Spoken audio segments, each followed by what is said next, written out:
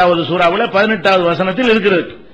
அப்ப அந்த மரம் ஒரு புனிதமிக்க மரமாக ஆகிவிட்டது. எந்த இடத்துல ரசூலுல்லாஹ் உட்கார்ந்து உடன்படிக்கை எடுத்தாங்களோ அது ஆகிவிட்டது. அதுக்கு பிறகு என்ன ஆகுதுன்னா, பிற்காலத்தில் வர்ற மக்கள் என்ன செய்யறாங்கன்னா, ஒரு இடத்தை காட்டி இந்த இடத்துல அந்த மரம் இருந்துச்சு, இந்த மரத்துக்கிட்ட தான் ரசூலுல்லாஹ், மரமே காணோம், இந்த இடத்துல மரம் இருந்தது, இந்த இடத்துல ரசூலுல்லாஹ் உடன்படிக்கை எடுத்தாங்கன்னு அங்கன போய் ஸ்பெஷலா தொழ ஆரம்பிச்சிடுறாங்க. எப்ப தாபியின்கள் காலத்துல, சஹாபாக்கள் காலத்துக்கு அடுத்த தலைமுறையில வரும்பொழுது ஹஜ்ஜிக்கு போனாங்கன்னு வைங்க, போகும்போது அந்த வழியில இருக்குமா, இங்கதான் ரசூலுல்லாஹ் உடன்படிக்கை எடுத்தாங்கன்னு ஒரு இடத்தை காட்டி அங்க போய் தொழுகிறது, அதுக்கு தனி முக்கியத்துவம் கொடுக்கிறது, அது ஒரு புனிதமான ஒரு இடம், இடத்துக்கு புனிதப்படுத்துறது, புனிதமான இடம் என்று அறிவிக்க ஆரம்பித்து விட்டார்கள். அப்ப என்ன செய்யறாங்கன்னா, இது சம்பந்தமா தாரிக் இப்னு அப்துர் ரஹ்மான்ங்கிறவர் அறிவிக்கிறார். இது புகாரில 4163 4164 ஹதீஸ்ல விவரமாக இருக்குது, பாத்துக்கிறங்க. அது என்ன அறிவிக்கிறார்னு கேட்டா, நான் ஹஜ் செய்வதற்காக போனேன், போகும்போது ஒரு கூட்டத்தார் என்ன செய்யறாங்க, ஒரு குறிப்பிட்ட இடத்துல தொழுகிறாங்க, போய் போற அந்த தொழுக பக்தும் இல்ல, தொழுக டைமும் இல்ல, ஒரு லோகர் அசர் அந்த மாதிரி அந்த தொழுகை எடுத்துக்கலாம், பர்பஸா அந்த இடத்துல தொழுகணும்னு போய் தொழுகிறாங்க. ஒரு குறிப்பிட்ட இடத்தை தேர்ந்தெடுத்து போற வழியில் இருக்கிறது தொழுகிறாங்க. மாஹாதல் மஸ்ஜித், என்ன இந்த இடத்துல ஒரு சிறப்பு தொழுகை தொழுகிறாங்களே அப்படின்ற உடனே, ஆதிஹி ஷஜரத்து பாயா ரசூலுல்லாஹி ஸல்லல்லாஹு அலைஹி வஸல்லம் பையத்துர் ரில்வான், இந்த இடத்துல ஒரு மரம் இருந்துச்சு, இந்த மரத்துக்கு ரசூலுல்லாஹ் உடன்படிக்கை எடுத்தாங்க, அப்படிப்பட்ட ஒரு புனிதமான இடமாக்கும் அப்படின்னு அந்த மக்கள் என்ன செய்யறாங்க, விளக்கம் சொல்றாங்க. சொன்ன உடனே நான் என்ன செய்யறேன், அந்த அறிவிப்பாளர் சொல்றாரு, தாரிக்கு சொல்றாரு, நான் சயீத் இப்னுல் முஸய்யப் தாபியின்கள சிறந்த சகாபி, சிறந்த ஆள், தாபியின்கள சிறந்த 4-5 பேர்ல இந்த சயீத் இப்னுல் முஸய்யப் ஒரு ஆள். அவங்க தகப்பனார் முஸய்யப் சகாபி, அவர் இந்த மரத்துல உடன்படிக்கை எடுத்த ஒரு ஆளு. இந்த சயீத் இப்னுல் முஸய்யப் உடைய வாப்பா இருக்கார முஸய்யப், அவர் இந்த மரத்துல உடன்படிக்கை எடுத்த ஒரு ஆளு. அவர்கிட்ட போய் என்ன செய்யறாங்கன்னு கேட்டா, இந்த மாதிரி வாப்பாவெல்லாம் உடன்படிக்கை எடுத்திருக்கிறாங்களே, அந்த மரம் சொல்லி இந்த மாதிரி இவங்க போய் தொழுதுகிட்டு இருக்கிறாங்களே, இது என்ன சரியாண்ட உடனே அவங்க என்ன செய்யறாங்கன்னு கேட்டா, எங்க வாப்பாவே எனக்கு சொல்லி இருக்கிறாங்க. அவர் சொல்றாரு, அந்த உடன்படிக்கையில கலந்துகிட்டாங்களே அவங்க, அடுத்த வருஷம் நாங்க ஹஜ்ஜிக்கு போனோம், ஹஜ்ஜிக்கு போவோம், அந்த மரம் எதுன்னு பார்த்தோம், அந்த மரம் எதுன்னு எந்த ஒரு அடையாளமும் இல்லாம ரசூலுல்லாஹ் காலி பண்ணி சொல்லிட்டாங்க இருக்கு, அந்த மரத்தையே காணா, எங்களுக்கு அந்த மரத்தை கண்டுபிடிக்க யார் சொல்றார், அடுத்த வருஷமா எப்ப அந்த பையத்துர் ரில்வான் நடந்ததோ அதுக்கு மறு வருஷமே நாங்கள் போனோம், போனால் அப்படி ஒரு மரமோ அந்த இடத்த அடையாளமோ ஒன்றுமே எங்களுக்கு காண முடியவில்லை அப்படின்னு எங்க வாப்பா எனக்கு அந்த சஹாபி சொல்லி இருக்கிறாங்க. அப்ப சஹாபாக்களுக்கு அந்த மரம் தெரியல, உங்களுக்கு தெரிஞ்சு போச்சோ, சஹாபாக்கள் யார் அந்த இடத்துல உடன்படிக்கை எடுத்தாங்களோ அப்ப இல்லாத ஒரு மரம் பின்னாடி எப்படி வரு, பொய்யா உண்டாக்குறாங்கன்னு சொல்றாரு. அதுக்கு ஒரு புனிதத்துவம் இருந்திருக்குமே, ஆனால் ரசூல் ஸல்லல்லாஹு அலைஹி வஸல்லம் அந்த மரத்தை காப்பாற்ற சொல்லிருப்பாங்களா இல்லையா? அடுத்த வருஷம்லாம் ரசூலுல்லாஹ் உயிரோட தானே இருக்கிறாங்க, அடுத்த வருஷம் போகும்போது அந்த மரத்தை காணாண்டவன கண்டுபிடிங்கப்பான்னு சொல்லி அந்த இடத்தையே ரசூலுல்லாஹ் ஒரு அடையாளம் மார்க் பண்ணி அது ஒரு புனித இடம் அறிவிச்சிருப்பாங்களா இல்லையா? அதை எங்களுக்கு அப்படி சொல்றாரு, இன்ன அஸ்ஹாப முஹம்மதின் ஸல்லல்லாஹு அலைஹி வஸல்லம் லம் யஅலமுஹா, ரசூலுல்லாஹ்வுடைய தோழர்களுக்கு தெரியவில்லை, அலிம்துமுஹா அன்தும், அது உங்களுக்கு தெரிந்து விட்டதா? ரசூலுல்லாஹ்வுடைய தோழர்களுக்கு அப்படி ஒரு மரத்தை காணான்னு திரும்பி வந்துட்டாங்க, மரத்தை போய் பார்த்திருக்காங்க, மரத்தையே காணா, திரும்பி வந்துட்டாங்க. இவங்க பின்னாடி உண்டாக்கி இருக்காங்கன்னு வழங்குது, இவங்களா ஒரு இஷ்டத்துக்கு ஒரு இடத்தை காட்டிக்கிட்டு இதான் மரம் இதான் அந்த இடம்னு சொல்லி பொய்யா உண்டாக்கி இருக்கிறாங்க. அப்பவே பொய்யா உண்டாக்குனா இப்போ என்னென்ன உண்டாயிருக்கு, இதை நம்ம பார்க்கிறோம். இது புகாரில 4163 64 இருக்கு, 4162 இருக்கிறது. அப்ப இது மாதிரி இதுக்கு மரத்துக்கு புனிதம் இதெல்லாம் கிடையாது, பின்னாடி உண்டாக்குறது. இன்னும் சொல்ல போனா ரசூலுல்லாஹ்ட்ட வந்த மக்கள் கேட்டாங்கல்ல, ராத்து அன்பாத்துன்னு ஒரு மரம் ஏற்கனவே சொல்லி இருக்கிறோம், ராத்து அன்பாத்துன்னு ஒரு மரம், அந்த மரத்தை புனிதமான மரம் என்று அந்த ஜாகிலியா மக்கள் நினைத்துக் கொண்டு அதுல வாழை இதெல்லாம் கட்டி தொங்க போடுவார்கள். அதுல வாழை கட்டி தொங்க போட்டு போனோம்னா போர்ல ஜெயிக்கலாம் அப்படின்னு ஒரு நம்பிக்கை. ரசூலுல்லாஹ்ட்ட சஹாபாக்கள் என்ன கேட்கறாங்க, இஜால்லனா ராத்து அன்வாத்தின் கமாலஹும் ராத்து அன்வாத், அவங்களுக்கு இந்த ராத்து அன்வாத் மரம் இருக்கிற மாதிரி நமக்கு ஒரு மரத்தை ஏற்பாடு பண்ணி தாங்கன்னு கேட்கறாங்க.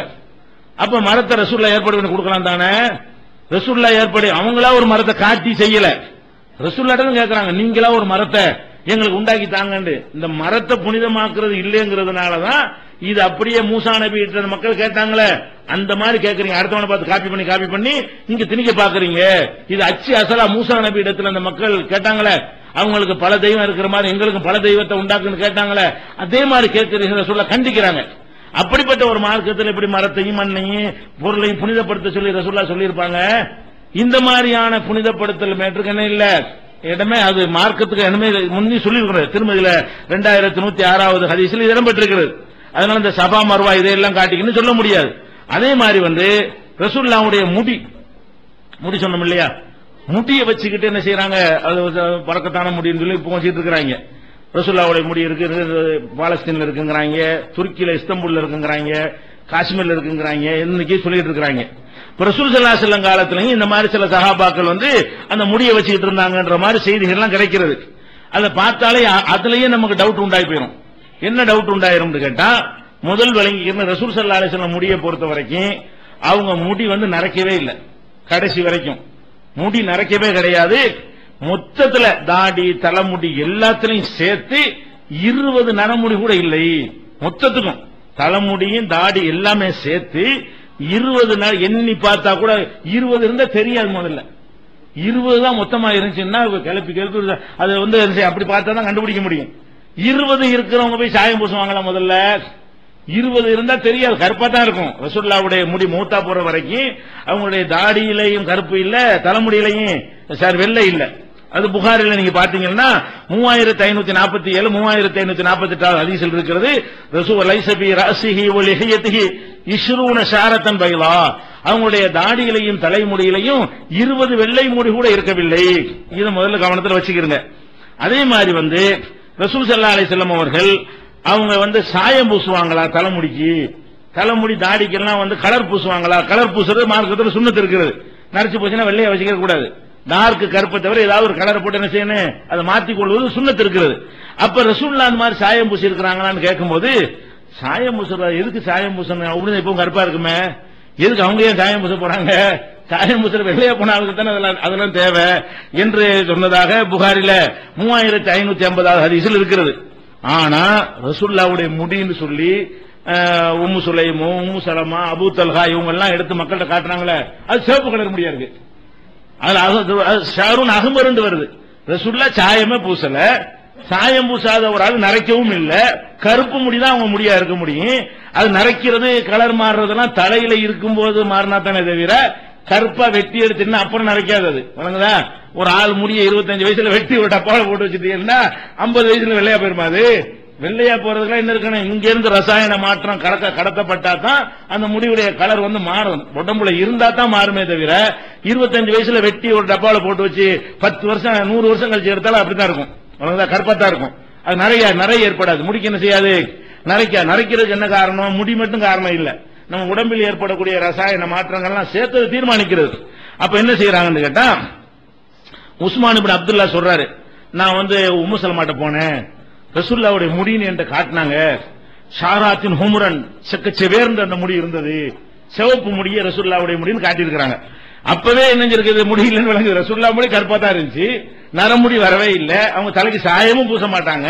அப்ப சிவப்பா போறதுக்கு வழி இல்ல, சாயம் பூசினா தான் சிவப்பா போகும். அப்ப நிறையும் இல்ல, நிறைய இருக்குன்ற அந்த 20 முடிக்காச்சும் நிறைய பூசி இருந்தாங்கன்னு சொன்னா அப்பவாது சிவப்பு முடி இருக்க வாய்ப்பு இருக்கு. அது பூசணும் இல்ல, அது நரைக்கவும் இல்லை. நான் 1 2 20 நிறைய இருந்துச்சு, அதுக்கு பூசவும் இல்லை, சாயம் பூசவும் இல்லைன்னா அப்ப என்னவா இருக்கணும், வெள்ளை முடியா எடுத்துக்கொண்டாந்து காட்டினா ரசூலுல்லாஹ் முடின்னு ஒத்துக்கலாம். அந்த 20 முடியா இருக்குன்னு நினைச்சுக்கலாம். கருப்பு முடியா கொண்டாந்து காட்டினா நரைக்காத முடின்னு வச்சுக்கலாம். சிவப்பு முடியை கொண்டாந்து காட்டினாங்கன்னு புகார்ல என்ன வருது, 5896 வருகிறது. சிகப்பு முடியை நாங்கள் பார்த்தோம். 5898 வருது. அகரகத்திலே நான் ஷாரன் மின் ஷாரின் நபி ஸல்லல்லாஹு அலைஹி வஸல்லம் மக்லூபன், ரசூல் ஸல்லல்லாஹு அலைஹி வஸல்லம் உடைய முடியில் ஒரு தொகுப்பை எடுத்து காட்டினார்கள். ஒரு முடியை காட்டல, நிறைய முடியை காட்டுறாங்க. அனைத்தும் சாயம் பூசப்பட்டதாக இருந்தது. அப்ப சாயம் பூசப்பட்ட ஒரு முடியை என்ன செய்யறாங்க, அதை காட்டுறாங்கன்னு சொல்லிட்டு அது பார்த்து சிகப்பு கலர் சாயமாக இருந்தது என்று புகாரில 5898 ஹதீஸ்ல பார்க்கிறோம். அப்ப இந்த முடியை பாதுகாக்கிற மாதிரியான ஒரு கான்செப்ட் ரசூலுல்லாஹ் கொடுக்கவே இல்லை. இது ஒரு மிஸ்டேக்கா இருக்கனால அப்படி முரணா வருது. இந்த நியூஸ் கிடையாது. முடியை பாதுகாத்து வைக்கிறது, முடிக்கு முக்கியத்துவம் கொடுக்கிறது, அது மாதிரியான ஒரு போதனை ரசூல் ஸல்லல்லாஹு அலைஹி வஸல்லம் என்ன செய்யல, செஞ்சிருக்க மாட்டார்கள் என்பதை நம்ம என்ன செய்யறோம், விளங்கிக் கொள்கிறோம். அதே மாதிரி ரசூலுல்லாஹ் தலைமுடி எடுத்தோம்னா எல்லாருக்கும் ஆள் கொஞ்சம் பங்கு வச்சு கொடுன்னு சொன்னாங்களாம். ரசூலுல்லாஹ் உம்ராவுக்கு போய் முடி எடுத்துன்னு வச்சாங்களாம், அபூ தல்ஹா கூப்பிட்டு எல்லாத்துக்கும் கொஞ்சம் கொஞ்சம் பங்கு வச்சு கொடு. இது ரசூலுல்லாஹ்வுடைய கேரக்டர் உள்ளதா?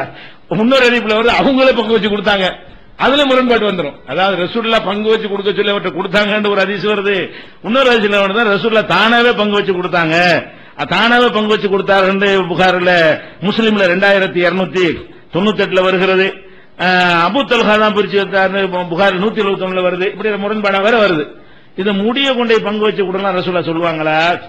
இந்த மாதிரியான அந்த புனிதம் இருப்பதாகவெல்லாம் சித்தரிக்கிறது இருக்குன்னு கேட்டா, ரசூல் ஸல்லல்லாஹு அலைஹி வஸல்லத்தை மதிக்கிறோம், அன்பு செலுத்துறோங்கிற பேர்ல இதெல்லாம் செஞ்சிட்டு இருக்காங்க. ரசூலுல்லாஹ் மேல உள்ள அன்பா இதா? அல்லாஹ் என்ன சொல்றான்? இன் குன்தும் துஹிப்பூனல்லாஹ ஃபத்தபிஊனி யுஹிப்புக்குமுல்லாஹ். நீங்க உண்மையில அல்லாஹ்வை நேசிக்கிறவங்களா இருந்தா ரசூலை பின்பற்றணும். ரசூல் ஸல்லல்லாஹு அலைஹி வஸல்லம் அறிவுரையை கேட்டு நடக்கணும். அவங்களுடைய இதெல்லாம் ஒரு அறிவுரை மாதிரி, மூத்தன சுத்தமானது, ரத்தம் சுத்தம், எச்சி சுத்தம், உடு செஞ்ச தண்ணி சுத்தம், இப்படி எல்லாம் ரசூலுல்லாஹ் சொல்றதுக்கு இருப்பார்களே. இந்த மார்க்கம் எடுபட்டு இருக்குமா? அன்னைக்கு இதைத்தான் நாங்க செஞ்சிட்டு இருக்கோமே சொல்லிருப்பானே. அந்த மாதிரி செயலையெல்லாம் ஒழிச்ச காரணத்தினால இந்த மார்க்கம் அப்படி இருந்துச்சு, உலகையே இருந்துச்சு. அதுக்குள்ள கொண்டாந்து இந்த மாதிரி ஏதோ கரப்ஷனான செய்திகளையா தேடி எடுத்துக்கொண்டு இதை வைத்துக் கொண்டு என்ன செய்யறாங்க? ஒரு தவறான சித்திரம் கொடுக்கறாங்க. அப்ப நம்ம என்ன அடிப்படை வச்சுக்கிறோம்? ரசூல் ஸல்லல்லாஹு அலைஹி வஸல்லத்தை பற்றி பொதுவான ஒரு கேரக்டர் நீங்க உண்டாக்கி வைத்துக் கொள்ள வேண்டும். உங்களுக்கு தெரியும், குர்ஆனை எல்லாம் படித்தீர்களே ஆனால் ஒட்டுமொத்தமா ஹதீஸ ஒரு புகாரியை ஒரு தடவை ஆதிலிருந்து ஒரு அந்த வரைக்கும் படிச்சேன்னு வைங்க, ஓ ரசூலுல்லாஹ்னா இப்படித்தான் என்று படிச்சுன்னு உங்களுக்கு தெரிஞ்சு போயிடும். அதை டேமேஜ் பண்ண மாதிரி ஒன்று ரெண்டு செய்திகள் அது எந்த நூல்ல இடம் பெற்றாலும் சரி, ரசூலுல்லாஹ்வுடைய ஒழுக்கத்தை பாதிக்கிற மாதிரி, அவங்களுடைய நேர்ம நாணயத்தை பாதிக்கிற மாதிரி, அவங்க மோசடி செஞ்சார்கள் என்று காட்டுற மாதிரி எல்லாம் ஒன்று ரெண்டு செய்தி வந்தா இது சொருவி இருக்கிறாங்க, இது நுழைச்சு இருக்கிறாங்க. ரசூலுல்லாஹ் முன்னாடி எச்சரிக்கை பண்ணிட்டு போயிட்டாங்க. என் பெயரை பயன்படுத்தி சொல்ற செய்தி நீங்களே வெறுத்து இப்படியுமா ரசூலுல்லாஹ் நடப்பாங்க இந்த மாதிரி உங்களுக்கு தோணக்கூடிய வகையில் சொல்வார்களே ஆனால் அது நான் சொன்னது கிடையாது, என் பெயர்ல எவனோ சொன்னது என்று நீங்கள் விளங்கிக் கொள்ளுங்கள் எச்சரிக்கை பண்ணியிருக்கிறார்கள். அதனால இதை தெளிவாக விளங்கிக் கொள்ள வேண்டும். அதுபோக ரசூல் ஸல்லல்லாஹு அலைஹி வஸல்லம் அவர்களுடைய அந்த முடிக்கோ வேற ஒரு பொருளுக்கோ புனிதம் இருக்குன்னு வைத்துக் கொண்டாலும் அது எப்படி ப்ரூவ் பண்ணுவீங்க? இன்னைக்கு ரசூலுல்லாஹ் முடின்னு ஒருத்தன் முடி வச்சு நானும் ஏதாவது முடி வச்சு ரசூலுல்லாஹ் முடினா எப்படி இல்லம்பீங்க? ரசூலுல்லாஹ் முடின்னு ஒருத்தன் தர்கா கட்டிட்டு இருக்கான், நானா என்ன செய்யறேன்? ஒரு பெரிய முடி உள்ள ஆட்கள் ஒரு பொம்பளை முடி எடுத்து, பெரிய முடி எடுத்துல பொம்பளை முடி எடுத்தா கரெக்டா இருக்கும், பெரிய முடி எடுத்து இது ரசூலுல்லாஹ் முடி அப்படின்னு சொன்னா அது எப்படி இல்லம்பீங்க? ஆதாரம் காட்டிங்களா? நீ ஆதாரம் சொல்லப்பா, அதே மாதிரி காட்டணுமா இல்லையா? நீ முடிக்கு தர்கா கட்டி வச்சுக்கிறப்ப இது ரசூலுல்லாஹ் முடின்னு எப்படி கண்டுபிடிச்ச? ஒரு முடியை ரசூலுல்லாஹ்வுடைய முடின்னு எப்படி நீங்க நிரூபிப்பீங்க? அந்த டிஎன்ஏ டெஸ்ட்ல நிரூபிக்கலுமா? நிரூபிச்சா ரசூலுல்லாஹ்வுடைய ஒரிஜினல் முடி இருந்தா தானே அதை நிரூபிக்க முடியும்.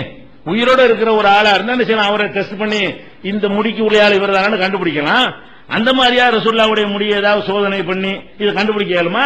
கண்டுபிடிக்க இயலாது. அப்ப ரசூலுல்லாஹ்வுடைய சட்டை, ரசூலுல்லாஹ்வுடைய பொருள், இன்னும் சொல்ல போனா அந்த முடி நம்மள்ட்ட இருந்தால் நமக்கு எந்த ஒரு டேமேஜும் வராது. அந்த முடி மட்டும் கையில இருந்துச்சுன்னு வைங்க, நமக்கு ஒரே செல்வம் தான். அப்படிலாம் ரசூலுல்லாஹ் இருக்கும்போது வறுமையில கிடந்தாங்க அந்த மக்கள். ரசூலுல்லாஹ் உயிரோட இருக்கிற காலத்திலேயே அவங்களை ஏற்றுக்கொண்ட மக்கள் சாப்பாடு இல்லாம நினைஞ்சாங்க, கஷ்டப்பட்டாங்க. ரசூலுல்லாஹ்வுடைய போர் வேண்டு ஒருத்தங்க ஒரு எடுத்துட்டு போய் மாவியாக்கள் உமையாக்கள் ஆட்சி காலத்துல நினைஞ்சாங்க, அதை ஒரு புனிதமா வச்சிருந்தாங்க, அதை கலாண்டு போயிட்டாங்க வரலாறுல. அதையே அது புனிதமா அது இருந்தா நமக்கு திருட்டு போவாதுன்னாங்க, அதையே திருட்டு போயிட்டாங்க. இப்ப காண வரலாறு இல்ல. அது ஒரு புலவருக்கு ரசூலுல்லாஹ் போத்துனாங்களா, அதை நினைஞ்சாங்களாம், அதை பாதுகாத்து அதுக்கு ஒரு முக்கியத்துவப்படுத்தி வச்சிருந்தாங்க, அதை காணா. இப்ப எத்தனையோ புனித பொருள் எல்லாம் போச்சு, ரசூலுல்லாஹ்வே போயிட்டாங்களா இல்லையா? அப்புறம் என்னத்துக்கு இந்த மாதிரி எல்லாம் பண்றீங்க? தூய்மையான ஒரு மார்க்கம், சுத்தமான மார்க்கத்தில் கொண்டாந்து இந்த மாதிரி பொருள்களுக்கு முக்கியத்துவம் கொடுக்கக்கூடிய செய்திகளை நம்ம என்ன செய்யணும்? களை எடுத்து விட வேண்டும். ரசூல் ஸல்லல்லாஹு அலைஹி வஸல்லம் அவர்கள் சிறந்தவர்கள், சிறந்த மனிதர், மிகச்சிறந்த பண்பாட்டுக்குரியவங்க, மிகச்சிறந்த ஒழுக்க சீலர், அவர்களுக்கு நிகராக ஒரு ஒழுக்க சீலர் உலகத்துல பார்க்க முடியாது. அப்படியெல்லாம் நீங்கள் புகழலாமே தவிர இது மாதிரி எல்லாம் ரசூலுல்லாஹ்வை வெறுக்கத்தக்க விஷயங்கள்லாம் சொல்லி என்ன செய்யக்கூடாது? புகழக்கூடாது என்பதை புரிந்து கொள்ள வேண்டும். இன்னும் இந்த சமாதி வழிபாடை நடத்தக்கூடியவர்கள் எப்படியெல்லாம் தவறான வாதங்களை வைக்கிறார்கள் என்பதை இன்ஷா அல்லாஹ் அடுத்தடுத்த நாட்களில் பார்க்கலாம்.